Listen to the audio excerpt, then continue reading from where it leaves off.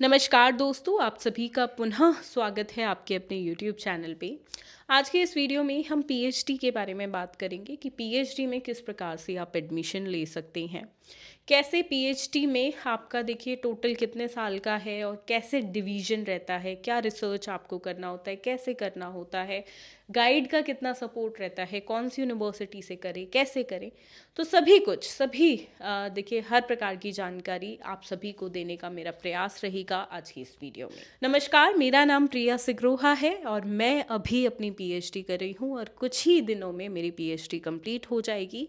और मुझे भी एक जो मेरा सपना था वो मेरा कंप्लीट हो जाएगा और प्लस मैं अपने डॉक्टर नाम के सामने डॉक्टर टाइटल लगा पाऊँगी, जो कि मेरा और मेरे पेरेंट्स का एक बड़ा सपना है।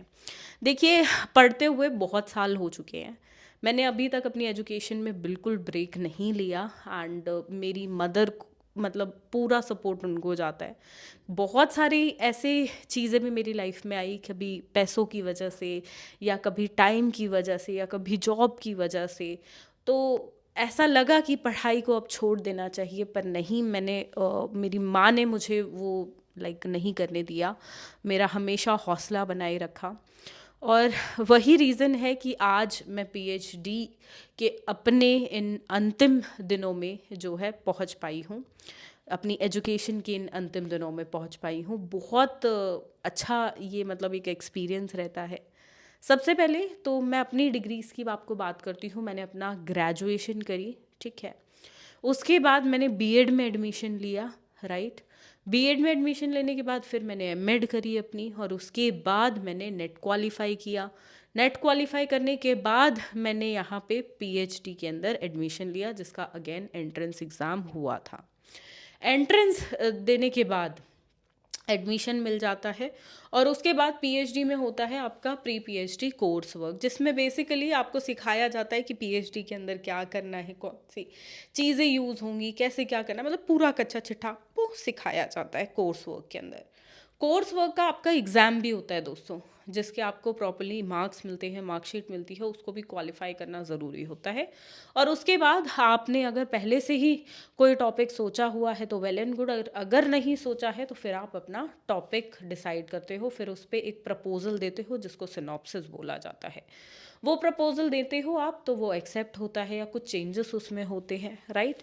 और गाइड वगैरह जो है आपको प्री पीएचडी वर्क जब चल रहा होता है तभी एलोकेट हो जाते हैं, सभी स्टूडेंट्स को अलग अलग गाइड मिल जाते हैं।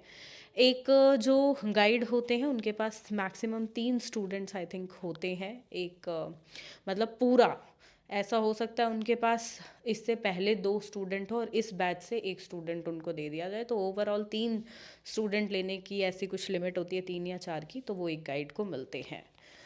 सो आप उनके साथ काम करते हो। देखिए, पीएचडी में आपको रेगुलर यूनिवर्सिटी नहीं जाना पड़ता है। The reason behind that is क्योंकि रिसर्च आप सिर्फ वहीं नहीं करोगे, पीछे से भी चल और रही अगर होती है। आपका और नेट एग्ज़ाम जेआरएफ क्लियर हो जाता है तो आपको स्टाइपेंड भी गवर्नमेंट की तरफ से मिलता है, मतलब आप गवर्नमेंट यूनिवर्सिटी से कर सकते हैं अपनी पीएचडी।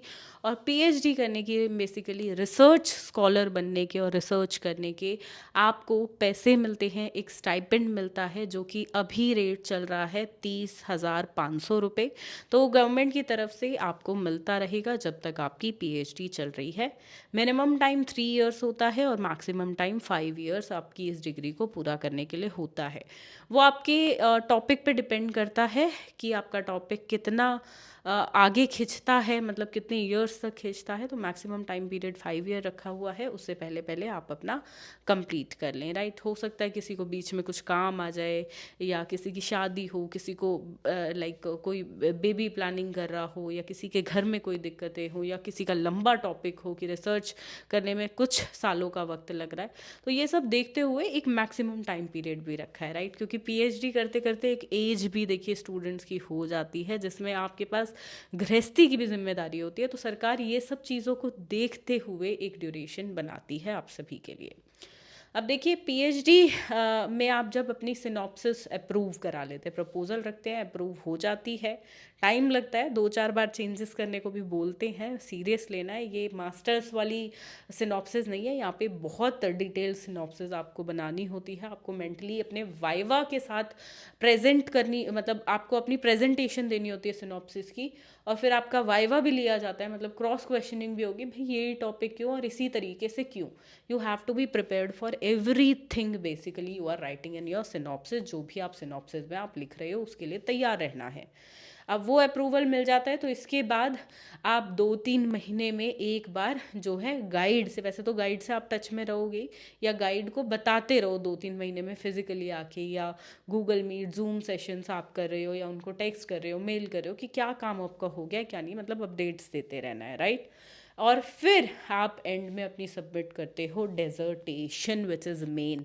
आपके गाइड बहुत चेंजेस करेंगे, आपको उनसे वेल कनेक्टेड रहना पड़ेगा, एक पर्सनल बेसिस पे आपको उनके साथ एक अपना बोलते हैं ना, अपना एक लाइक बनाना है, एक रिलेशनशिप बनाना है, so that they can help you the best. अब गाइड जो भी हैं, आपको उनके साथ जो है एक अपना रेपो फॉर्म करना पड़ेगा, एक रिलेशनशिप बनाना पड़ेगा, सो दैट आप दोनों के बीच जो आपके विचार हैं वो डिसर्टेशन में आए, रिसर्च में बेस्ट चीज़ें देखने को मिले। और बैक हैंड पे आप जब डिसर्टेशन देने से पहले जो है आप गाइड की मदद से जो है अपना काम करते रहते हो।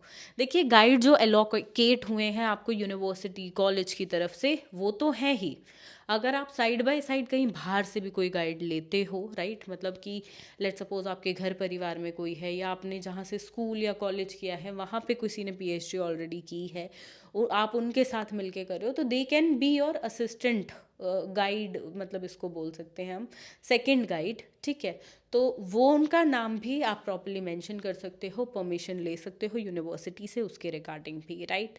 सो ये सब चीज़ें बहुत इम्पॉर्टेंट हैं, राइट। इसके बाद कहीं जाके आपको डिग्री मिलती है, और 3 साल सच में आपको बहुत मेहनत करनी पड़ती है, स्टार्टिंग में और एंड में तो हद से ज़्यादा मेहनत है। आप मिडिल ईयर मान सकते हो, वो फिर भी आपका थोड़ा सा लाइट रहता है। अगर आपको लग रहा हो कि ज़्यादा मेहनत नहीं है, यहाँ पे सिर्फ पढ़ के पेपर दे के काम हो जाएगा, तो ये एक वैसी डिग्री नहीं होती है। यहाँ पे आपको प्रॉपर अपनी थीसिस सबमिट करनी होती है, that what you have searched for.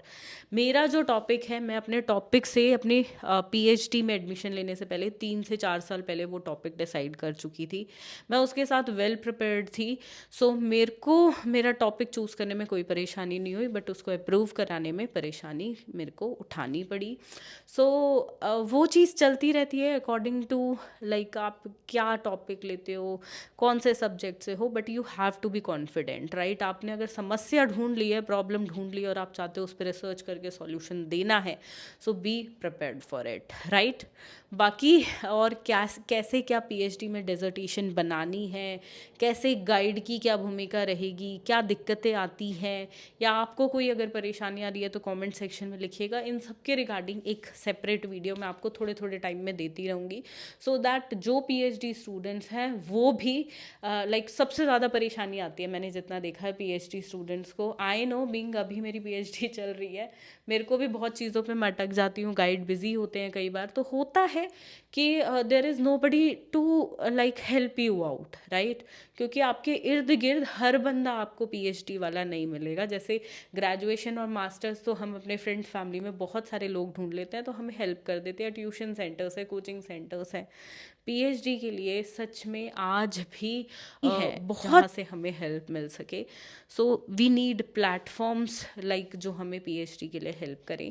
मेरी चैनल के माध्यम से सभी स्टूडेंट्स जो पीएचडी करना चाहते हैं, कर रहे हैं, उनको मदद कराने की पूरी कोशिश रहेगी। And once I will complete my PhD, so definitely I will bring more sessions, and specially students जो मेरे टॉपिक के साथ जुड़ना चाहते हैं, जिनका टॉपिक मुझे भी इंटरेस्टेड लगेगा, through mails you can contact me. मुझे भी आपका टॉपिक इंटरेस्टेड लगेगा, definitely I will revert to your mail, और मैं भी आपके साथ काम करने के लिए बहुत इच्छुक रहूँगी। बट वो टॉपिक हमेशा इंटरेस्ट का होना चाहिए।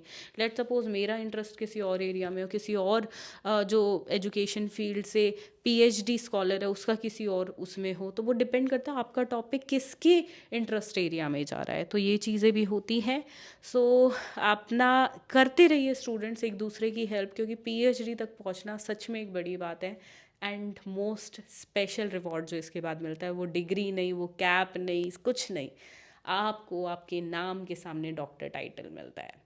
सो जो भी स्टूडेंट, तो आज ही आप अपने सपने को साकार करने के लिए आगे बढ़ जाइए दोस्तों। एंड आप किस सब्जेक्ट में पीएचडी करना चाहते हैं मुझे कमेंट सेक्शन में लिखकर ज़रूर बताइएगा।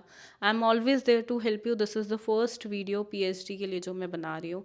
इसके बाद रेगुलरली आपको पीएचडी पे वीडियोस देखने को मिलेंगी, जो भी आपकी क्वेरीज होंगी तो उसके रिगार्डिंग आपको वीडियो ज़रूर देखने को मिलेंगी। और स्पेशली जो भी स्टूडेंट्स डिसिप्लिन एजुकेशन के अंदर अपनी पीएचडी करना चाहते हैं, डिटेल्ड इन्फॉर्मेशन मैं आपको बिल्कुल प्रोवाइड करूँगी। All the best to all the students. आज से ही अपनी सपने को साकार करने के लिए लग जाइए, मेहनत करिए एंड गो फॉर इट।